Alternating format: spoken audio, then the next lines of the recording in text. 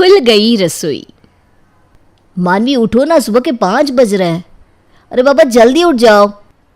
क्या बात है ईशान, क्यों शोर मचा रहे हो? 5 ही तो बजे ना। तुम तो ऐसे हल्ला कर रहे हो जैसे 5 नहीं सुबह के 10 बज गए हो। अरे यार तुम समझ नहीं रही हो, अगर तुम 6 बजे तक रसोई में नहीं पहुंची ना तो बवाल हो जाएगा। क्या बवाल हो जाएगा? देखो मुझे इतनी सुबह सुबह उठने की आदत नहीं है, प्लीज़ थोड़ी देर और सोने दो। अरे मानवी उठो ना बाबा, मैं तुम्हें समझा रहा हूँ ना। क्यों ससुराल में पहले दिन अपना मूड खराब करना चाहती हो?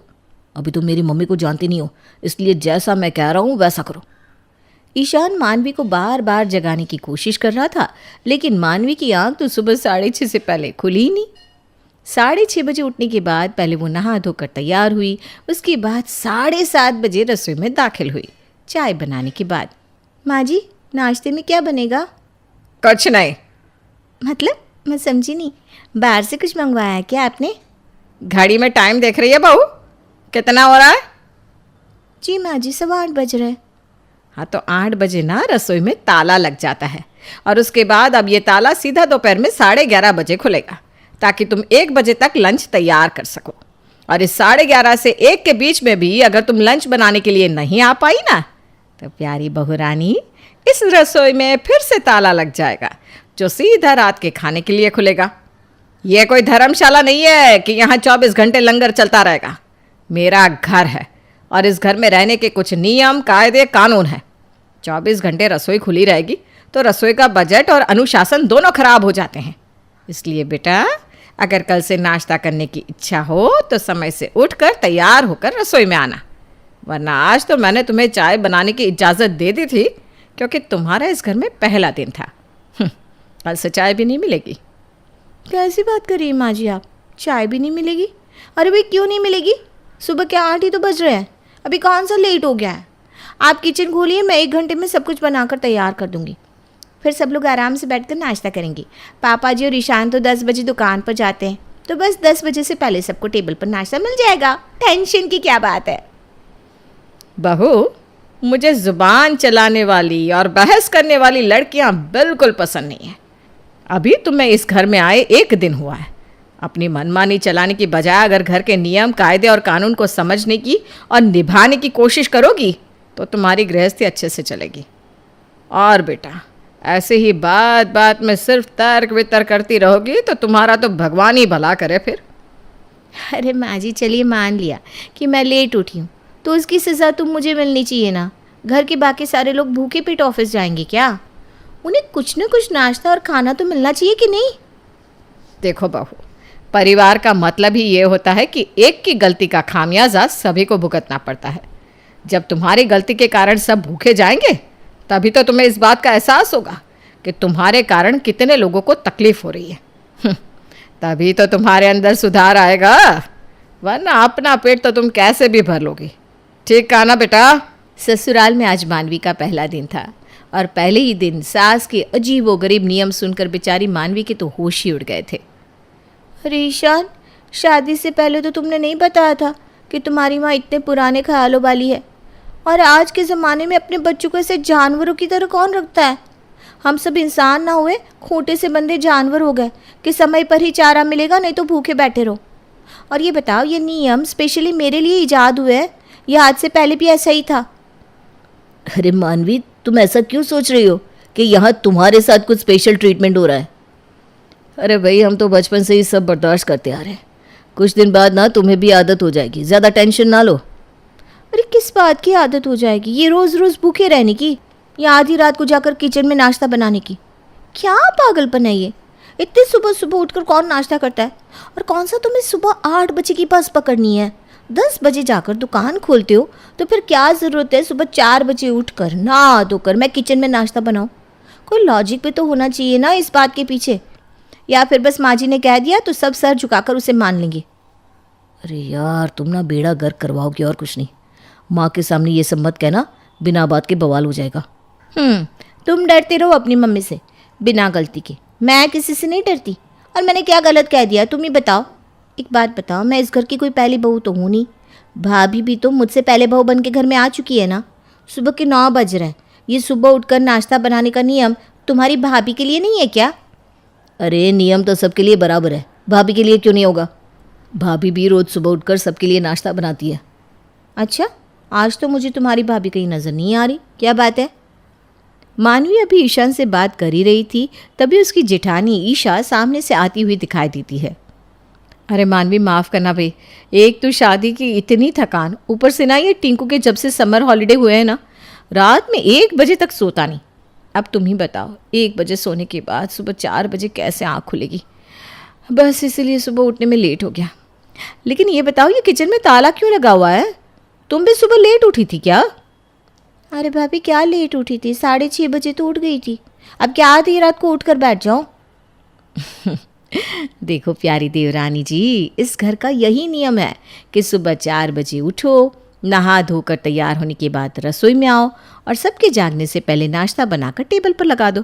और अगर कभी चूके तो समझो चाय नाश्ता सब गया हाथ से। भाभी, आपको ये सब गलत नहीं लगता? इतने साल से आप इस घर में रह रही हैं, आपने कभी माँ जी का विरोध नहीं किया? अरे किसी एक अकेले आदमी के विरोध करने से क्या होता है? और माँ जी को ना किसी के विरोध से कोई फ़र्क नहीं पड़ता। उनके लिए उनका अनुशासन ही सब कुछ है। दोनों बेटे तो ऐसे हैं कि माँ के सामने मुंह से चूं की आवाज़ भी नहीं निकल सकती। खैर, रसोई में लटके ताली के सामने कुछ देर तक मुंह लटकाकर बैठने के बाद मानवी और ईशा बाकी के कामों में लग जाते हैं। 10 बजे। भाभी, ये मुन्ना इतना क्यों रो रहा है? अरे मानवी, क्या बताऊं, माँ जी को तो बस रसोई में ताला लगाना आता है। उन्हें छोटी सी बात समझ में नहीं आती कि घर में बच्चे बूढ़े सभी लोग हैं, कम से कम उनका तो ख्याल करना चाहिए। अरे हमेशा तो समय से उठकर खाना बनाते ही है ना हम, पर हम भी तो इंसान हैं, कभी कभार हमें भी उठने में देर हो सकती है। इसका मतलब ये नहीं ना कि बच्चे को खाना ही ना दिया जाए। भूख से रो रहा है बेचारा, कब से जिद कर रहा है कि उसे नूडल्स खाने हैं। अब क्या बताऊं उसे कि उसकी दादी ने रसोई में ताला लगा कर रखा है। अरे भाभी, आप ठहरिए, मैं माँ जी से बात करती हूँ। अरे मानवी सुन, तू रहने दे। तुझे अभी इस घर में आए हुए 1 ही दिन हुआ है, क्यों बिना बात माँ जी की नज़रों में आना चाहती है? नहीं भाभी, गलत बात तो गलत है ना, और मुझसे ऐसे बच्चे का रोना नहीं देखा जाएगा। माँ जी, रसोई खोल दीजिए ना, हमारे लिए ना सही छोटे बच्चे के लिए कुछ खाने के लिए बना देते ना, बेचारा कब से भूख से रो रहा है। बड़ी बेशर्म है रे तू, बार बार आकर मेरा दिमाग खराब करने की जरूरत नहीं है। जो मैंने कह दिया सो कह दिया। ज्यादा बोलने की ना मेरी आदत है, ना मुझसे ज्यादा बुलवाने की कोशिश कर। जा जाकर अपना काम कर। किस तरह के लोग रहते हैं घर में? भैया को फ़ोन करिए ना, उन्हें बताइए कि माँ जी छोटे से बच्चे के लिए भी खाना नहीं बनाने दे रही है। वो भी तो बिना कुछ खाए और टिफ़िन लिए ऑफिस गए होंगे ना, वो पूरा दिन भूखे कैसे बिताएंगे? देखो मानवी, तुम्हारे और मेरे अलावा इस घर में और कोई भूखा नहीं रहने वाला। तुम्हारे भैया हो, ईशान हो या बाबूजी, बाहर जाकर सब लोग आराम से चाय नाश्ता करेंगे और बाहर से मंगा कर खाना भी खा लेंगे। माँ जी ये बात खूब अच्छे से समझती हैं, इसीलिए मज़े से ताला मार के निकल जाती है। अरे भाभी, जब आप सब कुछ पहले से ही जानती है तो कुछ करती क्यों नहीं? भैया को, निशान को बताइए ना कि इस घर में आपके साथ कितना बड़ा जुल्म हो रहा है। आपकी बातों से तो मुझे ऐसा लग रहा है कि इस घर की बहुएं बंधुआ मजदूर से भी कहीं गुजरी हैं। मजदूरी करने वाले लोगों को भी ना इस तरह से रसोई में ताला लगाकर भूखा नहीं रखा जाता। मानवी देख, इन बातों को जितना दिल से लगाएगी ना, तुझे उतनी ही तकलीफ होगी। बेहतर इसी में है कि तू इस घर के माहौल के हिसाब से ढलना सीख जा। माँ जी के खिलाफ इस घर में कोई भी एक भी शब्द अपने मुंह से नहीं निकालने वाला। बेटे तो बेटे, बाबूजी तक माँ जी के सामने ऊंची आवाज़ में बात नहीं कर पाते। पूरा परिवार उनके इशारों पर नाचता है। और हमारी किस्मत भी अब यही है कि हम भी सारी उम्र माँ जी के इशारों पर नाचें। इस घर में सबको पता है कि माँ जी की आदत कैसी है। अगर मैं तुम्हारे भैया या पापा जी से कुछ भी कहूँगी ना, तो उल्टा वो लोग मुझे ही 10 बात सुनाएंगे। ठीक है भाभी, मैं बाहर से कुछ खाना ऑर्डर कर देती हूँ। हम भी भूखे मरने वालों में से नहीं है। नहीं मानवी, चिंटू को बाहर का खाना सूट नहीं करता। बाहर का खाएगा तो और बीमार पड़ जाएगा। तो क्या बच्चे को ऐसे ही रोता हुआ छोड़ देंगे? अरे 4 साल का छोटा सा बच्चा है, तरस नहीं आ रहा है उसके ऊपर? तुम चिंता ना करो, मैं उसे किसी तरह बहलाने की कोशिश करती हूँ। तुम जाओ अपने कमरे में थोड़ी देर आराम कर लो। अगले दिन सुबह। अरे आज फिर सुबह उठने में 6 बज गए। अब मैं फिर से नहाने जाऊंगी तो किचन में पहुंचने में लेट हो जाऊंगी।